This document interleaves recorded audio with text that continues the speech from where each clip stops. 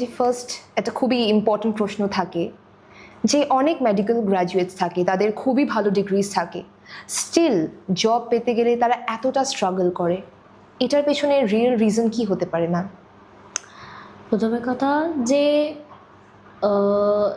আমাদের হায়ারিংয়ে মেডিকেলের মধ্যে দুটো জিনিস হয়, ঠিক আছে?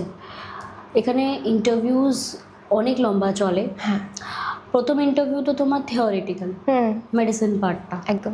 টেকনিক্যালি আগে তো থিওরি পার্টের ইন্টারভিউটা হয়, ঠিক আছে? তার কি ক্যান্ডিডেটটা কত পড়াশোনা করেছে, কি কি মনে রেখেছে, একদম। কোন স্পেশালাইজেশন, কি medical is a very big industry, এখানে অনেকগুলো ভাগ আছে, তাই না? তো ওই ভাগের মধ্যে দেখে যে ওরা কোন ভাগ থেকে এসছে, যে ভাগ থেকে ওরা ইন্টারভিউটা দিচ্ছে সেই ভাগের পুরো ইনফরমেশন আছে কি নেই। Obviously yes. এই আগে তো থিওরি ইন্টারভিউটা হয়ে গেল, তারপরে যে মেজর পার্টটা সেটা হচ্ছে টেকনিক্যাল ইন্টারভিউ, একদম, যেটাকে আমরা ইন মেডিকেল টার্মস হয়তো ক্লিনিক্যাল ইন্টারভিউ যেটাকে বলি, রাইট?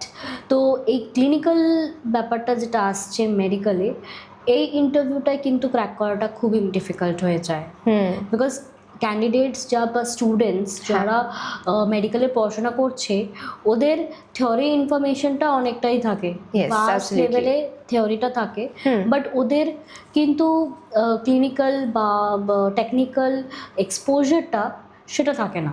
আচ্ছা, তো যদি তোমার theory is good but your technical is weak, then it's one of the red part where hiring goes wrong.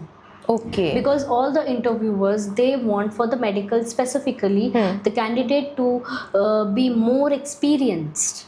Yes. You cannot hand over anyone's life directly to someone who have no experience in the industry. Usually colleges medical aid technical পার্টটা আর theory পার্টটা দুটোতেই observation করা হয়, তারপরেই ওদেরকে in field বা পেশেন্টের সামনে নামানো হয়, একদম, হ্যাঁ না?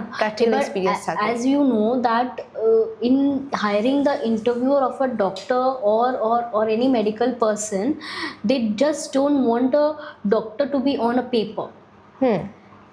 Every doctor can be good over on a paper. Prescription, every doctor can write it, but the main important part is to solve the patient's problem, to understand what the patient is suffering from. Right?